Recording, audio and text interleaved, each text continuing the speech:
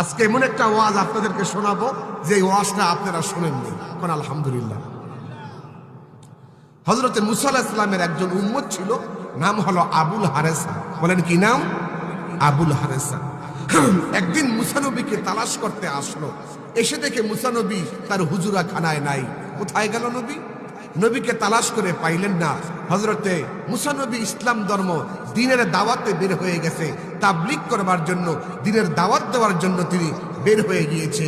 হাতে একটা লাঠি আর কিছু খাবার নিয়ে হযরতে মুসা পয়গম্বর চলে গেছে ভ্রমণ করতে, দ্বীনের দাওয়াত দেওয়ার জন্য। এদিকে আবুল হারেসা এসে দেখতেছে তার নবী তার হুজুরা খানায় নাই। উনি হুজুরা খানার ভিতরে প্রবেশ করলেন। প্রবেশ করে দেখতেছে সামনেই তাওরাত কিতাবটা।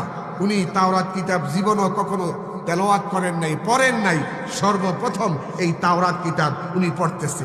তাওরাত কিতাব পড়তে পড়তে শুরু থেকে শেষ পর্যন্ত এই তাওরাত কিতাবটা পড়ে দেখতেছে তাওরাতের মধ্যে আহমদ নামক একজন নবীর নাম ৮৩ জায়গার মধ্যে আছে, আর তার নবী হযরতে মুসার নাম ৫ জায়গার মধ্যে আছে।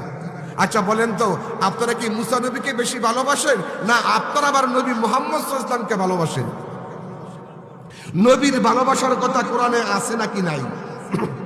আল্লাহ রাব্বুল আলামিন বলেন, কুল ইন কুনতুম তুহিব্বুনাল্লাহা ফাত্তাবিউনি ইউহিব্বুকুমুল্লাহু ওয়া ইয়াগফির লাকুম যুনুবাকুম আল্লাহু গফুরুর রহিম।